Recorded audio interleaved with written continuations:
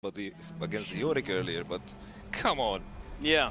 Even the item in her inventory takes up a slot. She's not going to be able to buy 6 swords. How much? You're never going to be able to pick up more items than that, though, as G4 does get a couple of auto attacks on, but he's fighting against 2 champions. We've spoken about this. The exhaust is going to run down. A few Ren stacks are going to go in. G4 looking to try and get it down. Oh, one more auto attack will do it from either side. As Crystal, he's going towards the wrong turret. Crystal, you're going to die to minions. Okay, don't worry about it. It's not one more auto attack anymore, as Wolf still going to do some work. G4, stop flirting with danger, my friend. Oh, I love that animation. Oh, man. Unleash the beast. Yeah, well, he did. But G4 demonstrating that he should not be trifled with. G4 did something very interesting. He started a longsword, which means he's going to have a lot more potions on his hand. But then again, Kindred has her sustain in the W, which is going to help out a lot, especially with the Doran's Blade. Yeah, the thing is, though, I mean, if they go all in level 1, that sustain wasn't going to work out so well. But G4 now has to continue playing this lane out, and this may be trouble. This Crystal, one more auto attack, and he's going to be back to full health. I'm going to be honest, this is way more interesting than the Vlad and the Rise, at least. Well, that is a very good point. So G4, Wolf just biting him. He's trying to get around Snowdown Showdown, but he's definitely farming well.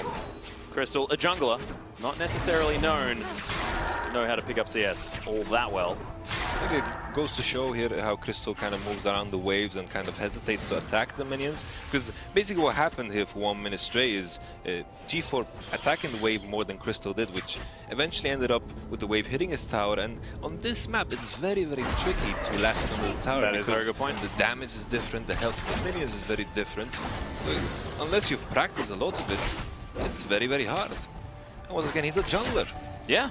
It's not many things working in his favor at the moment, apart from the fact that he picked Kindred. That is a big plus, though. That is most definitely a very big plus. As G4, misses the cannon creep. Stings. Yeah, it does. He didn't even press the Ren button either.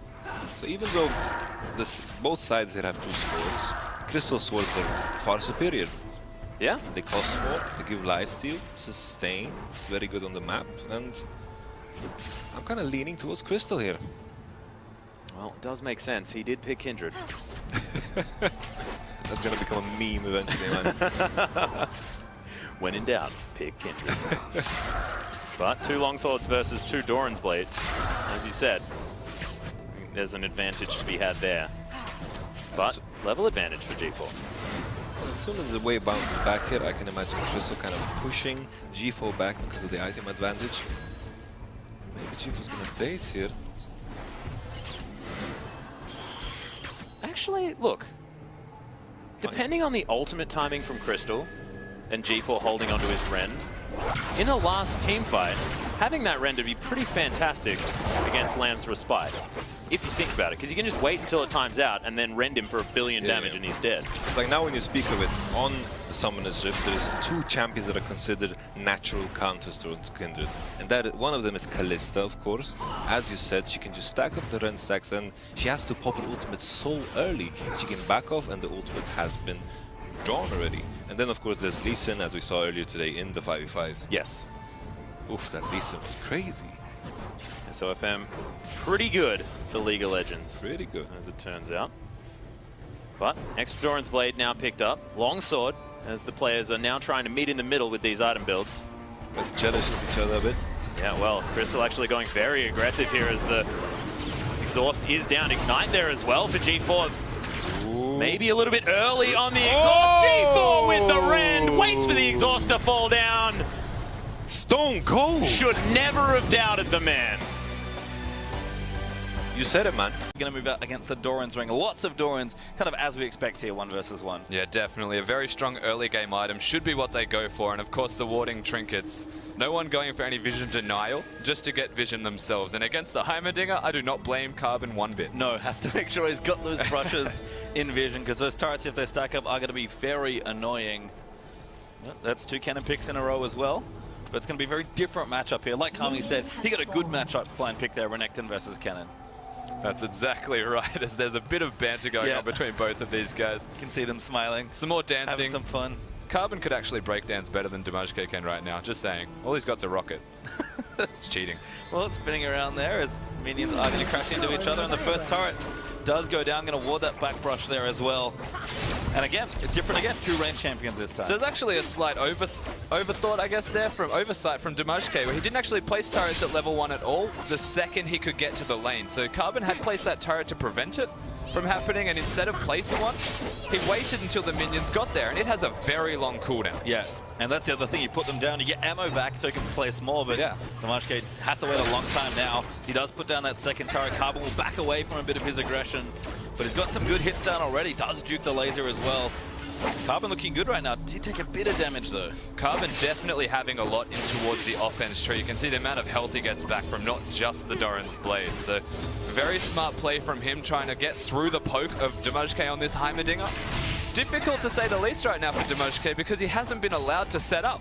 He's been prevented. No, and that's the strength of Heimerdinger. Carbon instead now the one starting to push the wave a little bit more towards his turret. And gonna keep poking. Nice grenade though, actually just tags him on the end. But another turret's gonna go to Dimajke, holding fast against the early aggression. And we've already passed the game time of that last 1 versus 1. So you can see how quickly the first one was. This one does not look like Dimajke wants anything to do with the cannon. Carbon actually takes turret aggro. They're gonna take a lot of damage, gets stunned as well. Really nice trade there despite the level advantage for Cannon. If I was Carbon at this stage, I would consider pushing it to the turret before recalling and maybe getting another item because he is almost towards that Doran's blade. One more wave should give him enough gold to do so, and he can be a little bit more aggressive with the full health again, a little added sustain, but we'll see what he wants to actually go for. Very hard to push a Heimerdinger to the turret for the most part. You can see Dimajke just, again, keeping the minions here. Carbon trying to go for the Q, just missing there, and will not connect for the stun, but he has finally pushed it all the way out, it seems. So we might see our first recall. We've seen our first level 3, our first health relic here on the 1v1 map, and maybe a recall coming in as well. Maybe. We will see what Carbon wants to do. Dimajke has taken a bit of poke himself, but has the biscuit as well. Carbon hasn't used his pot, to be honest, either, so they might not even look for the recall. They might look to sustain their way through. Nice juke there from Carbon as well. Does dodge the Rocket Storm. Is Carbon going to keep farming things away, maybe waiting for a certain item, then to come back and try for an all-in here. We could also see an ultimate. Carbon getting low though. Does have his potion, does pop it. And Dimajke does not burn the summoner's nice stun as well to keep him back. And again, Carbon hanging around, use that potion, is actually hurting himself more by being here, opposed to recalling, getting some health back for free. Maybe he's forgotten he can recall because it's not the ARAM map. Yep. I mean, it does look similar, but you can certainly recall and go by here on Snowdown Showdown. Dimajke level 5 now, starting to get towards the ultimates. I mean, do we expect big changes if we do see level 6 for either of these champions? So Dimajke can place down his turret on the actual turret, which is very confusing to say. His Apex turret on Carbon's and be able to siege it down if he gets a cannon there. It's very easy to do, very oppressive for Carbon to deal with. Carbon's best bet is all in. Yep, and you can see now, maybe trying to think about it. Not quite level 6, but good poke, as he will take damage back from the turrets as well. And I have to say, for a jungler, Carbon's got some smooth moves. He's juked, I think, every turret laser from Heimer. Yeah, he's been doing very well dodging the turrets. Yes. He hasn't been dodging everything else. A lot of the concussive grenades have actually connected from Dimajke. So both of these guys proving, you know, junglers, they do have the mechanics. Certainly do. Here's Carbon jukes the rockets there, and Summoner's all up as well, but the health bar's starting to get real low. Carbon gonna go in for the all-in, and gonna go and exhaust the down, and Carbon barely gets the first blood. Didn't even make it to level 6 before they decided to all-in as the Poro Explosion comes out one more time. Carbon just barely finds himself winning that 1 versus 1 against Dimajke. You can see they shake hands and the smiles are up, but that was very close. Carbon, there's one thing we can